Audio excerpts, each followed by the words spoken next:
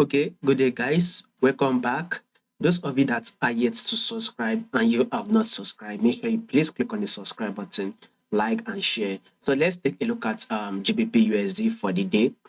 Before we get started, I've done analysis on GBP right? I talked about DXY or whatever USD index will start giving us a bullish move soon. So we talked about it either it starts that bullish move this week, or we start the bullish move next week, or we start it in 2 weeks time, right? So within in 3 weeks time, we should watch out for a massive bullish move on this DXY. That means to tell you that if USD index or DXY comes bullish, then any other pairs we will be trading to is will drop.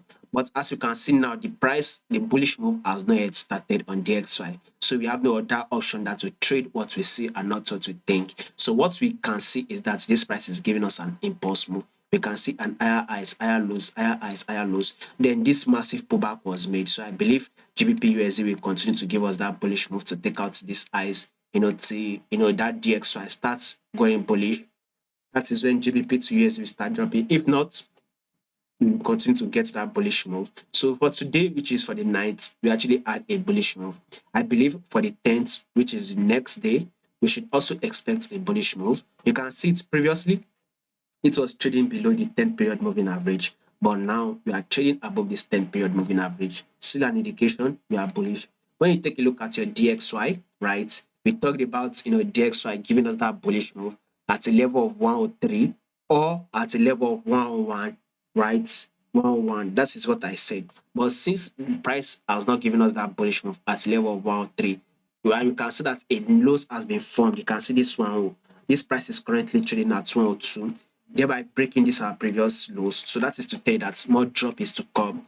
So the next level we will be watching out for DXY is a level of 101. So if this DXY or USD index, as we would call it, will drop to 101, then expect a bullish move on any other pairs you would be trading to USD.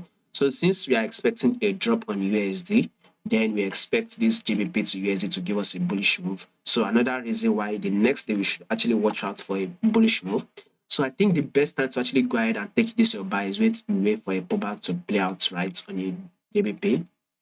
I believe there will be a massive drop when the price gets to a level of 1.22. Currently, we are trading at 1.21946. We can move higher than that, by the way. So, it just depends on when you are watching it. But currently, I am seeing this price at 1.21946.